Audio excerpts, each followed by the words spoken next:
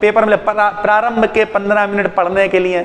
जो क्यों पढ़ने के लिए है? आराम से देखा, पहला पैराग्राफ लिखना शुरू कर, पहले पढ़ना शुरू कर दिया। अब पढ़ना शुरू किया, देख के हवा खराब रही, लॉन्ग भी नहीं है, जे भी नहीं है, मर गए। कम से कम 15 नंबर तो अच्छे से कर लो, जो तो अनसी नहीं है, आगे देखेंगे पेपर में क्या होगा यार। आराम से आप 5 से 10 मिनट इसे दे सकते हैं, कोई दिक्कत नहीं, क्योंकि अगर आप 10 मिनट दे के अपने 15 नंबर पक्के कर लेते हैं, लेकिन अगर याद है तो बहुत अच्छी बात है, कोई अच्छा मीनिंग आता है तो ठीक, वो नहीं, कहते नहीं तू नहीं तो तेरे जैसा कोई और सही। हालांकि मेरा मानना अगर तुम नहीं तो कोई नहीं। रियलिटी थोड़ा सा लोग कहते हैं इमोशनल है, लेकिन रियलिटी है, क्योंकि कभी भी कोई भी व्यक्ति किसी की कमी पूरी नहीं कर सकता, ये बात हमेशा याद रखिएगा। लोग उससे अच्छा कर सकते हैं, उससे खराब कर सकते हैं, लेकिन उसके जैसा कोई नहीं कर सकता, ये बात हमेशा जिंदगी में याद रखिएगा। हेलो दोस्तों, स्वागत है आपका एक नई वीडियो में। ये वीडियो आपके 15 नंबर पक्के करा देगी, इस बात की जिम्मेदारी है। और आने वाले 10-15 दिनों के अंदर हम लाइन से 10-15 वीडियो आपके लिए लेके आने वाली पूरी सीरीज है ये सर, ठीक है। इसमें हम आपको 1 to 1 लाइन से बताएंगे, पूरी नई प्लेलिस्ट हम आज से ही बनाएंगे इस चैनल पे। और डेली आपको जुड़ना है, 100 लोग भी देख रहे हैं, बहुत अच्छी बात है। डेली हम आपको दिखाएंगे कि किस तरीके से आप 15-15-15 इस तरीके से पढ़ते चले जाएंगे और 100 में 100 नंबर का इंग्लिश का पेपर आप करके आओगे, इस बात की जिम्मेदारी है सर। तो जब आप 12th का पेपर देने जाते हो तो सबसे पहला भैया पेपर में क्वेश्चन आता है अनसीन पैसेज। क्या आता है? Unseen passage. अब बच्चे कहेंगे सर जी वो तो अनसीन ही है, उसमें हम क्या देखेंगे यार। नहीं सर, देखिए कहीं ना कहीं आप देखिए, बहुत ध्यान से मेरी बात पहले समझिए, हम एक्सपीरियंस भी शेयर करेंगे, फिर आपको सिखाएंगे। ये 2022 में आया हुआ सेट मेरे पीछे लगा हुआ है, इसके क्वेश्चन आंसर भी लिख के दिखाएंगे, ध्यान से आपको समझना और क्या करना है ये भी आपको बताते हैं। जिन बच्चों को कतई इंग्लिश नहीं आती है उनके भी ये बहुत काम की वीडियो होने वाली है, आराम से समझिएगा इसे, ठीक है। सबसे पहले जब आपके दिमाग में यह आ गया कि अरे अनसीन ही है, तो भैया पेपर में सबसे पहले यही आता है। ये देखिए 2 बार आया हुआ, फिलहाल तो ये 2019 में भी और 22 में भी, यहां सन भी पड़ा हुआ है।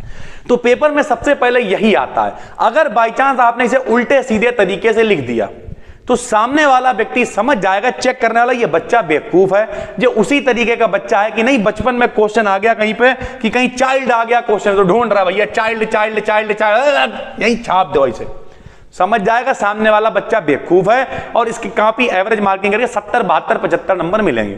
लेकिन अगर आपने अनसीन पैसेज को बहुत अच्छे से लिखा, लेटर को बहुत अच्छे से लिखा और जितनी भी चीज एप्लीकेशन या जो भी चीजें हैं, ठीक है, ऐसे आपने आर्टिकल आपने बहुत अच्छे से लिखा, तो उससे होगा क्या, सामने वाला अरे यार बच्चा तो बड़ा काबिल है। आने वाली चीजों में अगर नंबर कट भी रहे होंगे तब भी मिल जाएंगे, क्योंकि first impression is the last impression. तो कुल मिलाकर ये कहने का मतलब ये 15 नंबर जरूर हैं, लेकिन ये पूरे के पूरे 100 नंबर पे फर्क डालने वाले नंबर हैं। और पास होता है 100 में 33 वाला, तो 15 नंबर आप कम से कम पक्के करें। पहले कैसे? अब देखो, जब आप इसका नाम निकाल, जब आप इसके आंसर लिखने जाओगे तो सबसे पहली दिक्कत यह होती है कि हम ये मान के चले आपको बिल्कुल इंग्लिश नहीं आती है। अब 12th में हो तो इज माने है, ठीक है, और व्हाट माने क्या, ये कक्षा 1-2 वाली ये तो पता ही होगी, ठीक, माई माने मेरा, नेम माने नाम, ठीक है, इस तरीके की चीजें तो पता होंगी, ठीक है। हर आदमी बताता my name is Rahul and I am not a terrorist, होता है सर, सबको पता है। तो अब करना क्या, जरा सुनिए, जितनी हिंदी आपको आती है उतनी निकालनी है। इसमें होगा क्या, 5 क्वेश्चन भैया पेपर में पूछे जाएंगे, 4-4 नंबर के 3 क्वेश्चन होंगे, यानी 12 हो गए, और 3 एक नंबर में 3, यानी आपसे या तो वोकैब्स पूछेगा, ठीक, वोकैब्स ही पूछता है, इसका सिनोनिम बताओ, एंटोनिम बताओ, यानी इसका विलोम शब्द बताओ, इसके जैसा शब्द बताओ, या फिर आपसे टाइटल पूछेगा, ठीक है। कभी कभी ऐसा होगा कि टाइटल पहले क्वेश्चन में ही पूछ लेगा, आप पहले नंबर पे ही लिखें, लेकिन आंसर उसका सबसे आखिरी में लिखें। कैसे, अभी वो भी बताएं, जरा देखिए। अब सबसे पहले 4-5 क्वेश्चन होंगे, जो पहला आंसर होगा, पहला या दूसरा आंसर होगा, वो पहले की 4-5 लाइनों में ही मिल जाएगा, क्योंकि शुरुआत 101% ये जिम्मेदारी हमारी है कि जो पहले का आंसर होगा, मान लिया इसमें पहला क्वेश्चन है what is the real man discovered, ठीक है, इसका मतलब ये पहले या दूसरी या तीसरी लाइन हो सकता है, कभी कभी तो पहली लाइन में ही मिल जाता है। और देखिए मिल भी जाएगा, अभी जब हम लोग इसे पढ़ेंगे तब ये देखिए लिखा ये रियल मैन इज डिस्कवर्ड, इसका मतलब आंसर पहली लाइन में ही है, यानी जो पहला और दूसरा क्वेश्चन होगा उसका आंसर पहली या दूसरी लाइन में ही मिल जाएगा भाई, ठीक। तो अब देखिए आपको करना क्या है, आपने एक बार सबसे पहले आपको क्वेश्चन देख लेने हैं, ऊपर के 4 केवल। When is the real man discovered, दिमाग में सिर्फ देख लेना और कुछ नहीं करना। इतना सब करने में 5-10 सेकंड लगते हैं, इससे ऊपर नहीं लगते। ऐसे पेपर दिखा डिस्कवर्ड ये वो, बस ठीक है, इतना ही करना है शुरुआत के 5 second. What qualities of a man prove his worth, मान लीजिए पढ़ना भी नहीं आता, सिर्फ देख लिया, क्वालिटी वालिटी थोड़ा बहुत तो आ रहा है, ठीक है। Who can concure his mission, ठीक, देख लिया भाई। इस तरीके से आपने सिर्फ क्वेश्चन देख लिए, ठीक। अब क्या किया, आप पहुंच गए यहां पे।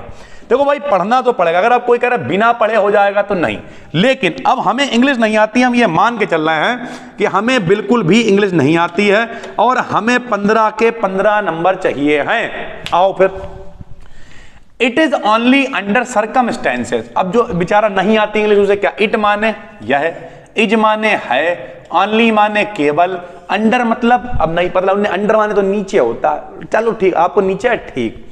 बोले जे तो बहुत कठिन कुछ लिखा हुआ, सर्कमस्टेंसेस, हालांकि इसका मतलब परिस्थितियां होती हैं, लेकिन नहीं पता, चलो आपको मान लिया नहीं पता, यानी यह है केवल नीचे, ठीक। ऑफ माने का, की के, ऑफ माने का, की के, एडवर्सिटी मतलब होता है विपत्ति या मुसीबत, मान लिया आपको ये भी नहीं मालूम, कोई बात नहीं। दैट माने की, द रियल मैन का मतलब जो एक वास्तविक मैन है, वास्तविक व्यक्ति है। इज माने है डिस्कवर्ड मतलब खोज होना, डिस्कवरी मतलब खोज होना। अब आपको डिस्कवर्ड की भी हिंदी नहीं आती है, कोई बात नहीं, आपको इतना समझ में आया कि यह केवल तब होगा जब कोई व्यक्ति है, इतना तो समझ में आया। आपने देखा पहला क्वेश्चन, पहला क्वेश्चन क्या है, when is the real man discovered, यानी असली व्यक्ति की खोज कब होती है। तो थोड़ा थोड़ा दिमाग में समझ में आने लगा कि यार यहां पे असली, अरे हम कह रहे खोज हटाओ, खोज नहीं मालूम, इतना समझ में आ रहा। व्हेन माने कब, इज माने है, द रियल मैन का मतलब असली व्यक्ति, असली आदमी, डिस्कवर्ड मतलब नहीं पता है, चलो इंग्लिश में बता रहे डिस्कवर, असली आदमी कब डिस्कवर है, जो तो समझ में आ रहा, इंग्लिश में ही पढ़ लो उसकी, नहीं हिंदी निकालनी आती मत निकालो। तो असली व्यक्ति डिस्कवर कब है, आओ भाई, तो यहां देखा यार डिस्कवर, तो रियल मैन डिस्कवर्ड तो लिखा हुआ है, उसके पहले कुछ लिख रखा है कि it is only under circumstances. बोले ये जो कठिन वाला नाम लिखा हुआ है अंडर सर्कमस्टेंसेस ऑफ एडवर्सिटी, यानी यही इसका आंसर है। तो अगर आपने सिर्फ इतना भी लिख दिया, कितना ऐसे लिखा आपने, under circumstances of adversity the real man is discovered. अब यहां पे दैट नहीं लगाना है, दैट क्यों नहीं लगाना, सुन लीजिए, यही हम आपको बताना चाह रहे हैं। बच्चा सबसे बड़ी गलती ये करता है, उनने देखा डिस्कवर्ड यहां, तो वो यहां जे कुछ नहीं लिखेगा, यहां से छापेगा, इट इज से लेके पूरा यहां से लेके यहां तक सब कुछ उतार देगा और मास्टर समझ जाएगा कि आप बेवकूफ हो। वैसे ही आपने पूरा उतारा है, आपको नंबर वो भले ही यहां पे दे दे, 15 में 12 दे दे, 10 दे दे, लेकिन आगे के पेपर में आपकी ऐसी तैसी वो कर देगा।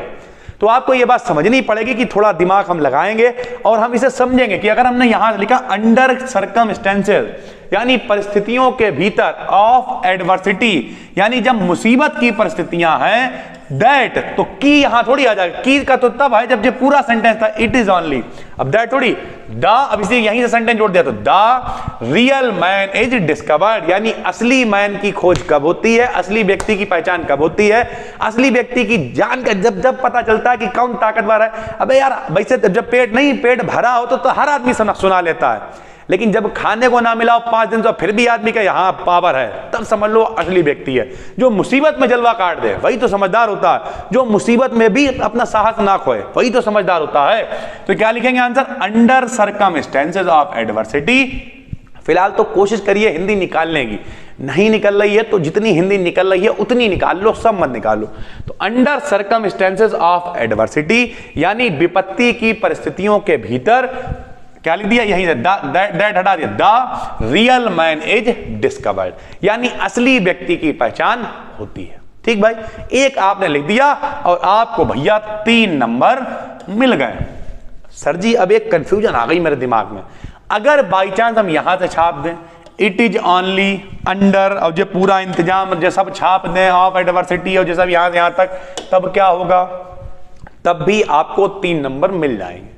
बोले फिर जो काबिलपंती दिखाने क्या, हमने क्या कहा आपसे, 3 नंबर मिल गए, लेकिन इंप्रेशन गिर गया, क्योंकि अगर 100 बच्चों ने कॉपी लिखी होगी तो 100 में से 95-90 बच्चे ऐसे होंगे जो अंधाधुंध वाले होंगे और वो डिस्कवर देखते यहां से यहां तक पूरा छाप देंगे। कभी कभी उस लाइन का मतलब भी कुछ और निकल रहा होता, तब भी वो उतार देते हैं। समझ गए सर आप? तो यानी कुल मिला के इस तरीके से आप हम जैसे बता रहे हैं वैसे आप आंसर लिखेंगे और आपको नंबर मिल जाएंगे भाई। ठीक है, आगे देखते हैं। अ man of character of Nobel mentions intentions. अब देखिए इंटेंशंस मतलब क्या होता है? इरादे। नोबल मतलब नेक। अब यहां पर अगर चाहें तो आप हिंदी निकाल सकते हैं, कोई बहुत बड़ा पेपर नहीं होता भाई, आराम से आप 5 से 10 मिनट इसे दे सकते हैं, कोई दिक्कत नहीं। क्योंकि अगर आप 10 मिनट दे के अपने 15 नंबर पक्के कर लेते हैं तो बचा हुआ पेपर जो है उतने में आप अब कुछ नहीं इसमें पेपर में प्रारंभ के 15 मिनट पढ़ने के लिए जो क्यों पढ़ने के लिए है? आराम से देखा, पहला पैराग्राफ लिखना शुरू किया, पहले पढ़ना शुरू कर दिया। अब पढ़ना शुरू किया, देख के हवा खराब रही, लॉन्ग भी नहीं है, जे भी नहीं है, मर गए। कम से कम 15 नंबर तो अच्छे से कर लो, जो तो अनसी नहीं है, आगे देखेंगे पेपर में क्या होगा यार, समझ गए? तो क्या लिखा? A man of character of noble intention. तो अ मैन मतलब एक व्यक्ति, ऑफ कैरेक्टर यानी इसका जो व्यवहार है, of noble intentions. Noble intention मान ले नहीं आती आपको इंग्लिश, लेकिन इसका मतलब होता है नेक इरादे, इंटेंशन। ठीक है, अभी हम आपको प्रैक्टिस कराएंगे बहुत सारी, कम से कम 10 तो प्रैक्टिस करा ही देंगे, आप खुद सीख जाओगे यार आराम आराम।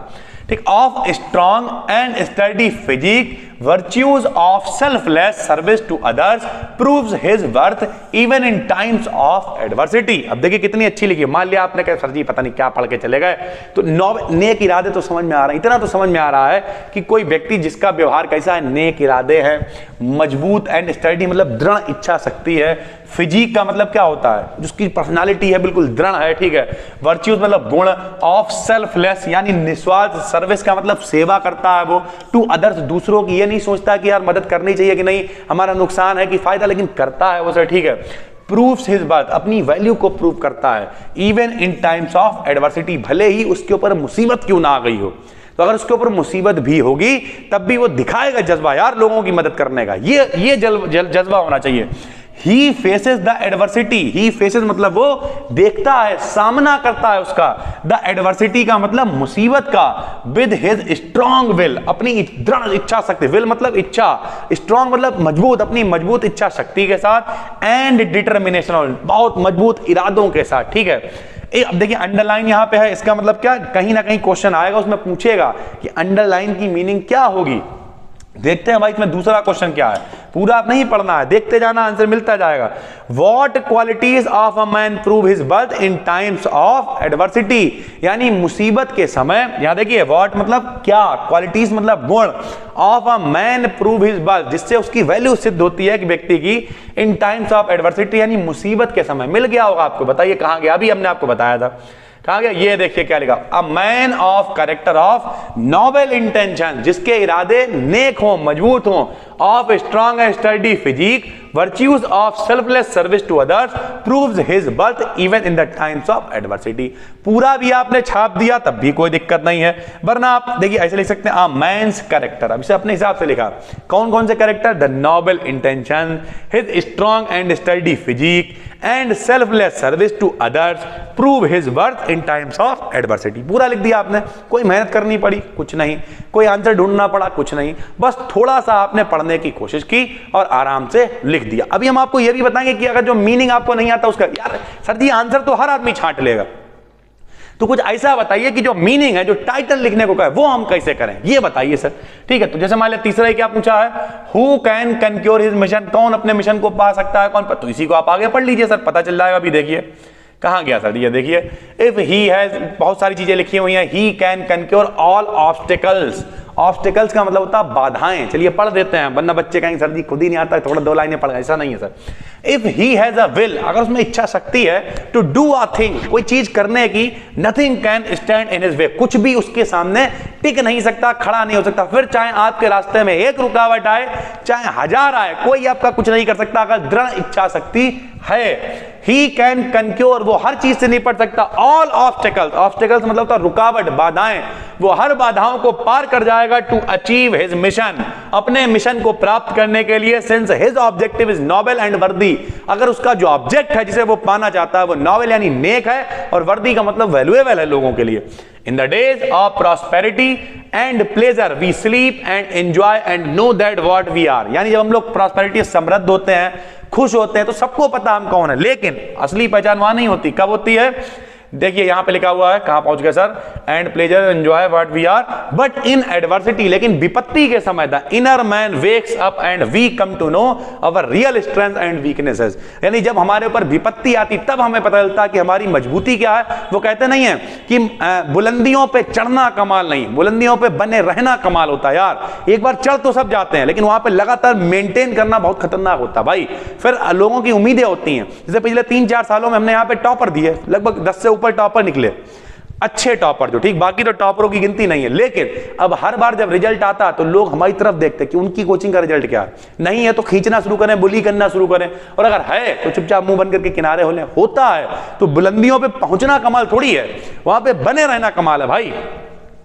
तो ये देखिए पूछा गया हु कैन कनक्योर हिज मिशन, कौन अपने मिशन, यह देखिए ये लिखा, ये देखिए वन से बना दो, वन कैन कनक्योर, कोई भी वो व्यक्ति कनक्योर कर सकता all obstacle to achieve his mission since his objective is noble and worthy, जिसका जो ऑब्जेक्ट है वो कैसा है, नेक है, और वर्दी यानी वैल्यूएबल। जरूरी नहीं आप वर्दी लिखें, वैल्यूएबल लिख सकते हैं सर, ठीक है। या द पर्सन से बना दिया द पर्सन कैन कनक्योर, या वन कैन कनक्योर, वन मतलब कोई भी एक कर सकता है अचीव जो क्या करे, जिसके इरादे नेक हों सर, ठीक है। इस तरीके की आप चीजें लिख देंगे। उसके बाद देखिए यही इस तरीके के क्वेश्चन आ जाए। फिर हमने आपको बताया 4 क्वेश्चन जब आप लिख लेंगे तो चौथे के बाद 5वां ये पीडीएफ आपको मिल जाएगी बी डिकेडियन 12th पे। इसमें जितने भी आपके आए हुए हैं अनसॉल्व्ड के अंदर वो सारे के सारे इंपॉर्टेंट लगे हुए हैं, उन्हें आप देखिएगा बैठ के खुद भी, ठीक है, और निकालने की कोशिश करिएगा। अभी सर्च कर लीजिए टेलीग्राम पे बी डिकेडियन 12, अभी आखिरी दाव बचा हुआ है। सुनिए, किसी में आपसे कहेगा टाइटल लिखने के लिए, ठीक है। अब मान लिया आपको जितना आपने सुना, बहुत ध्यान से मेरी बात समझिए, आप उसने कहा गिव अ सूटेबल टाइटल, इसके लिए एक टाइटल दो यार, तो अब क्या टाइटल दोगे बताओ, क्या समझ में आ रहा है सब? आप कुछ और जरूरी नहीं बहुत कठिन नाम लिखना है, क्या समझ में आ रहा, बार बार आ रहा, आर रियल मैन, एक असली आदमी कौन है? तो अगर आपने लिख दिया आर रियल मैन, क्या गलत टाइटल है? मस्त टाइटल है, असली आदमी की पहचान है, तो क्या दिक्कत, आर रियल मैन टाइटल लिख दिया, कोई कठिन नहीं, बिल्कुल कीप इट सिंपल। चार्ली के पिताजी कहा करते थे कीप इट सिंपल, आराम से। अब ये चार्ली कौन है? हैप्पी न्यू ईयर पिक्चर देखिएगा, शाहरुख खान आखिरी में डायलॉग मारते, तो टेंशन मत लीजिए सर, ठीक है, आराम से आर रियल मैन कह दिया सर, ठीक है। तो आपको समझना पड़ेगा, ठीक है, आदमी की जो समझ में आ रहा है सरल से सरल टाइटल लिख दिया, बस वही तो है। अब आखिरी में भैया 3 यहां पे क्या होंगे, 3 यहां पे मीनिंग आएंगे। मीनिंग कैसे होंगे? या तो आपसे सिनोनिम पूछेगा, यानी सिनोनिम मतलब उसके जैसा शब्द, या एंटोनिम पूछेगा मतलब विलोम शब्द। ऐसे टाइम पे आपको थोड़ा सा दिमाग लगाना, आप इसे स्टार्टिंग में कर रहे होंगे। सबसे पहले तो आप कितने भी मीनिंग याद कर लो, कितने भी याद कर लो, 100%, बड़े से बड़े मास्टर से पढ़ते हो, छोटे छोटे 100% मीनिंग फंस जाए बहुत मुश्किल है, ठीक, क्योंकि आदमी कुछ ना कुछ 1-2 मीनिंग में आदमी घूम ही जाता है, आगे सिनोनिम आते हैं, एंटोनिम आते हैं, बहुत सारी चीजें आती, घूम जाता है आदमी। तो आपको करना क्या है, आपको इन 3 के मीनिंग अगर आते हैं तो अच्छी बात है, वरना स्टार्टिंग में ध्यान, अच्छा ये गलती और भी करता है आदमी, वो पता है क्या, स्टार्टिंग में उसने नहीं लिखे और नहीं लिखे वो छोड़ता है, आखिरी में कॉपी जमा हो जाती है, वो लिखना ही भूल जाता है, ये भी गलती करता है। इससे भी हम आपको अलर्ट कर दे रहे हैं, लिखना। तो जब भी कभी आप कॉपी जमा करेंगे, एक बार आखिरी में पूरी कॉपी पलट के जरूर देखेंगे, हर क्वेश्चन को चेक करेंगे कि हमने इस क्वेश्चन को लिखा है नहीं लिखा है, ये गलती मत करिएगा, वरना लोगों के ऑब्जेक्टिव उन्हें बाद में भर देंगे, टिक बाद में लगा देंगे, मैचिंग बाद में कर देंगे। हम एक एग्जाम्पल देना, आपके में नहीं आता है, लेकिन ओवरऑल ये बाद में छूट जाते हैं। तो कुछ भी हो, फिजिक्स हो, केमिस्ट्री हो, मैथ हो, हिंदी, आप एक बार जरूर चेक करेंगे आखिरी में पूरी कॉपी। जब हो गया पूरी कॉपी चेक की फिर जमा करी, ठीक, पहली बात। तो अब क्या करना है, आप कोशिश करें कि अगर इन तीनों के मीनिंग, हम ये नहीं करें आप नकल करें, ध्यान से सुनिए, आराम से पूरी बिल्कुल फैक्ट बताएंगे। सबसे पहले आप इन तीनों को अगर आपको लगता है कि आपको आता है तो आप क्या करें, लिख दें, नहीं आता तो उसे थोड़ी देर के लिए जगह छोड़ दें। क्यों? आपने सबसे पहले यही किया है और कहीं आपने गलत किया तो क्या होगा, पहले तो इंप्रेशन गिरेगा। गलत क्या मतलब, क्या गलत, चलो गलत भी हो जाए कोई टेंशन नहीं, कट जाएगा, लेकिन होता क्या है, जब पीरियड मतलब टाइम निकलता है तो टाइम निकलते लगता है यार पड़ोसी यार बाथरूम करने गए, पड़ोसी मिल गया, उसने कहा यार इसका क्या, बोले इसका ये था, आपको याद आ गया। या पड़ोसी नहीं भी गए, हमें बीच में याद आ गया यार इसका ये था, अब आप पहले लिख, आपने काटा और काट के उसकी जगह सही कर दिया। इससे क्या होगा, एग्जामिनर समझे कि बच्चा बौ रहा है, थोड़ी देर बाद तुम्हें लगा यार ये भी गलत है, फिर कभी कभी तो ऐसे 2-2, 3-3 बार कटे, इधर वाले ने कही, इधर वाले ने कही, 3-3 बार खिच्चू मच गया, सामने वाले को लगता है बेवकूफ है बच्चा, ये खुद कंफ्यूज, जैसे इंप्रेशन गिर गया और पूरे पेपर में आपकी ऐसी तैसी हो गई।